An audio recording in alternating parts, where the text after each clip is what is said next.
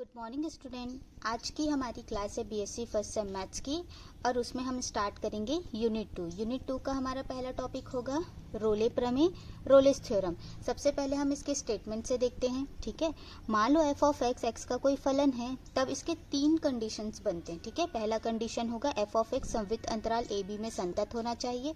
दूसरा कंडीशन होगा F of x विविध अंतराल ए बी में अवकलनीय होना चाहिए, अर्थात एफ डैश ऑफ एक्स विद्यमान है।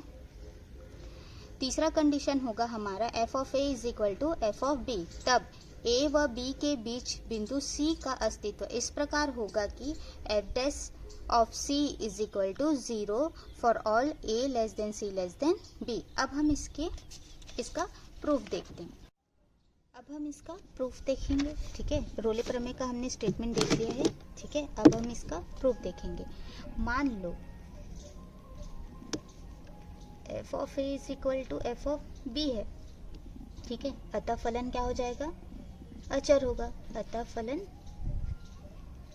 अचर होगा। ठीक है, क्यों होगा? क्योंकि F of A is equal to F of B है। अब फलन अचर है, इसलिए ठीक है, फलन अचर है इसलिए F dash of X is equal to 0 होगा, क्योंकि अचर फलन का जो अवकलन होता है वह 0 होता है। ठीक है, 0 होता है। अथवा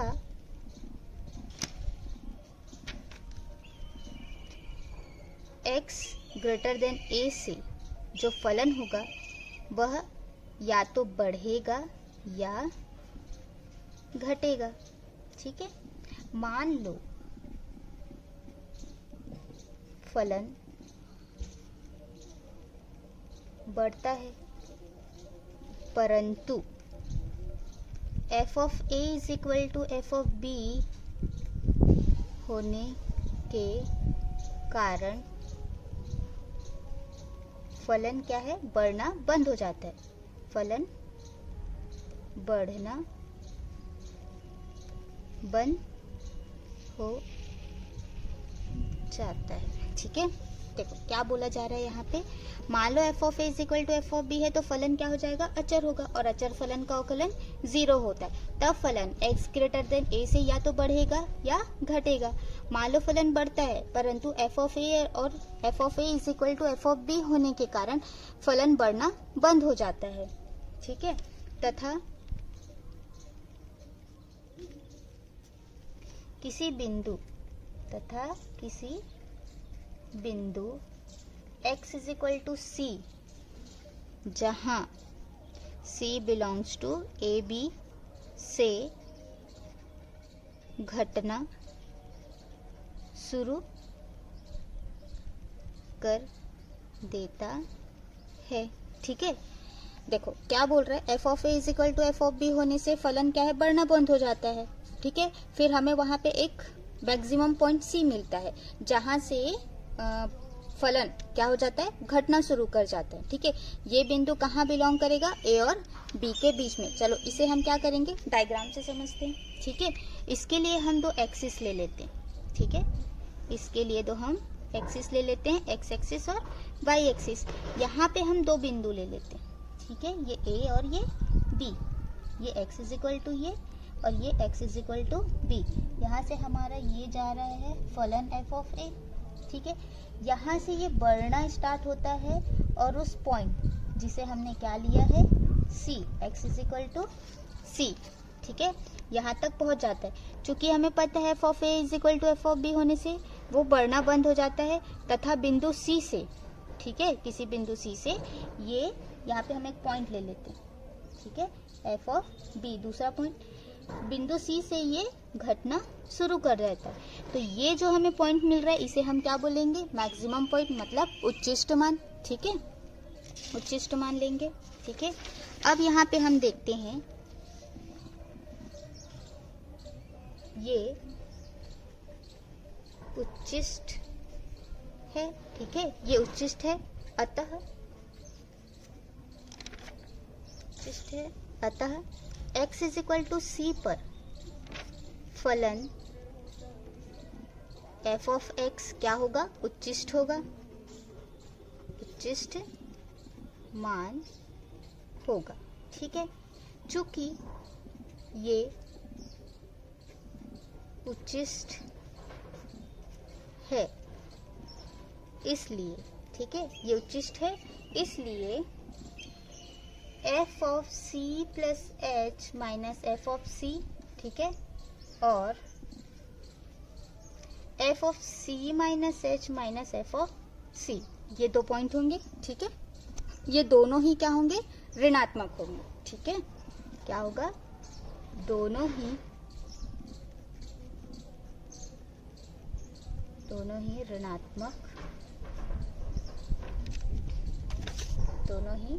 ऋणात्मक होगा।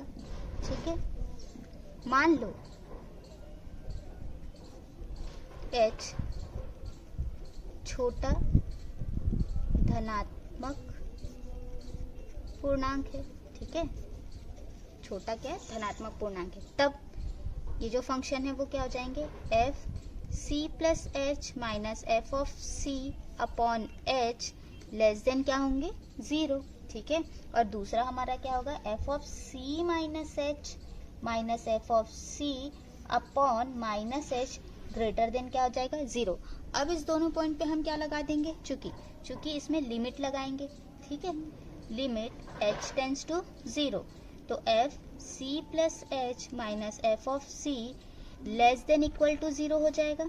ठीक है, और दूसरा हमारा क्या हो जाएगा, limit h tends to 0 F C minus H minus F of C upon minus H greater than equal to 0 हो जाएगा। ठीक है, अर्थात इन दोनों से ये स्पष्ट हो रहा है कि ये क्या है, हमारा राइट साइड का अवकलन है। ठीक है, फंक्शन का राइट साइड का अवकलन। ठीक है, और ये हमारा फंक्शन लेफ्ट साइड का क्या है, अवकलन है। ठीक है, समझ आ रहा है। ठीक, ये दोनों, अब ये दोनों देखो, ये लेस देन 0 है। ठीक है, और ये ग्रेटर देन इक्वल टू क्या है, 0 है। ठीक है, तो दोनों ही कंडीशन में देखो, ठीक है, दोनों ही कंडीशन में ये आपस में क्या है, बराबर नहीं है। ठीक है, इस प्रकार R F dash of C और L F dash of C ठीक बराबर नहीं है, बराबर नहीं है। ठीक है, फलतः एफ डैश ऑफ C विद्यमान नहीं है। ठीक है, देखो दोनों अवकलन बराबर नहीं है तो ये अवकलन भी क्या विद्यमान नहीं होगा, परंतु यह परिकल्पना के विपरीत है। ठीक है, ऐसा हमारे कंडीशन में नहीं है। ठीक है, हमारे कंडीशन में क्या है, दूसरे में कि एफ डैश ऑफ एक्स विद्यमान होना चाहिए। ठीक है, ठीक है, तो यह परिकल्पना के विपरीत है। इस प्रकार, ठीक है, ठीक है, इस प्रकार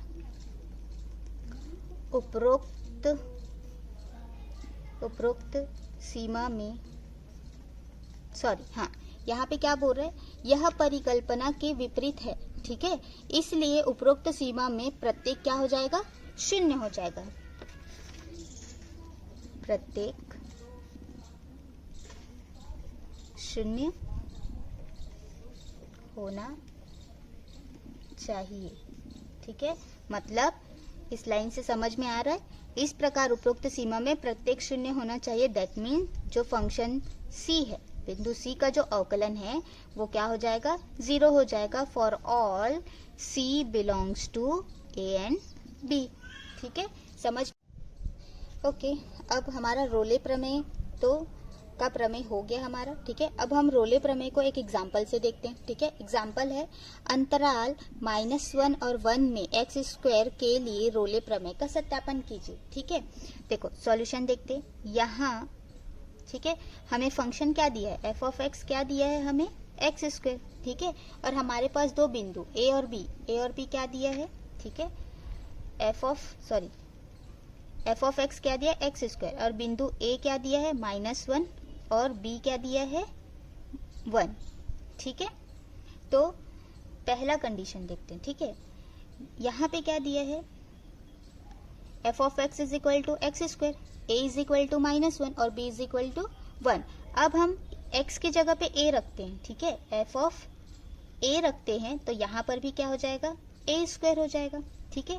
a स्क्वायर है तो a की वैल्यू कितनी है हमारे पास, -1, तो -1 का स्क्वायर क्या हो जाएगा, +1, ठीक है। सेम यहाँ पे क्या हो जाएगा, अब x की जगह पे हम क्या रखेंगे, b, तो एफ ऑफ b रखेंगे तो यहाँ पे क्या हो जाएगा, b स्क्वायर, और b की वैल्यू कितनी है हमारे पास, 1, तो 1 का स्क्वायर क्या हो जाएगा, 1, ठीक है। यहाँ पे क्या दिख रहा है, दोनों की वैल्यू क्या हो गई, इक्वल, तो ये आपस में क्या हो जाएंगे, इक्वल हो जाएंगे, F of a is equal to F of b, ठीक है, is equal to F of b। अब हमारे पास दूसरा कंडीशन, ठीक है, अब हम दूसरे को प्रूफ करेंगे, ठीक।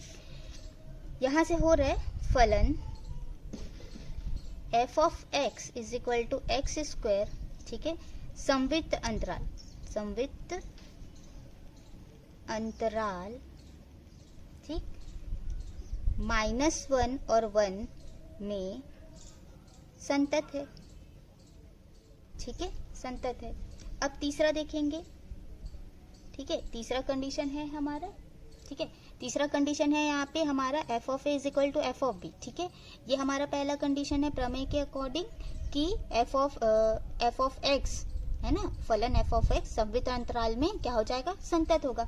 तीसरा है हमारा एफ डैश ऑफ सी क्या होना चाहिए, विद्यमान होना चाहिए, ठीक है। तो यहाँ पे क्या करेंगे, एफ ऑफ एक्स, इसकी वैल्यू दी गई है एक्स स्क्वायर, इसका हम पहले क्या करेंगे, अवकलन, तो ये क्या हो जाएगा, F dash of X is equal to, ये हो गया आपका 2x, ठीक है, 2x है ना, तो ये हो जाएगा आपका विविक्त अंतराल -1 1 में x के सभी मानों के लिए विद्यमान है, ठीक है। देखो हमने एफ ऑफ एक्स का अवकलन किया तो हमें 2x मिला। अब यहाँ पे x की जगह पे आप अंतराल के बीच में कोई भी वैल्यू रखते हैं, ठीक है, तो हमें एफ डैश ऑफ x की वैल्यू पता चलेगी, मिल जाएगी। इससे ये प्रूफ हो रहा है कि एफ डैश ऑफ x हमारा यहाँ पे विद्यमान है, ठीक है। चूंकि यह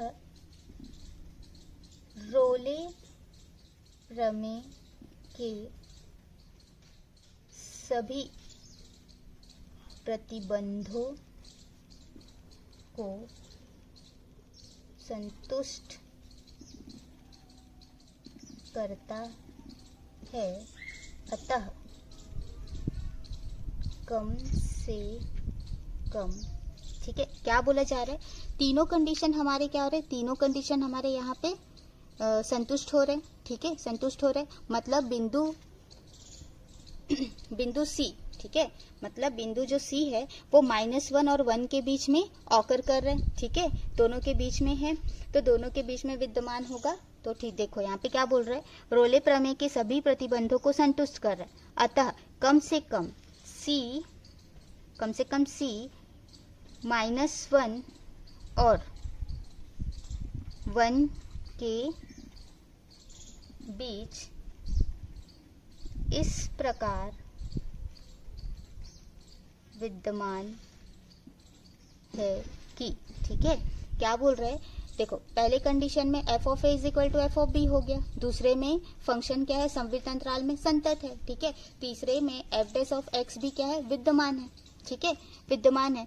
तो जब वो विद्यमान है और तीनों प्रतिबंध संतुष्ट हो रहे हैं तो सी भी बिंदु ए और बी के बीच में लाई कर रहा होगा, ठीक है, लाई कर रहा है, तो बिंदु सी इस प्रकार विद्यमान है कि F dash of C is equal to 2c is equal to 0। ये कैसे आया, जहां -1, ठीक है, -1 सी, ठीक है, -1 और 1 के बीच में बिंदु सी क्या कर रहा है, लाई कर रहा है, that means c is equal to क्या हो जाएगा, 0।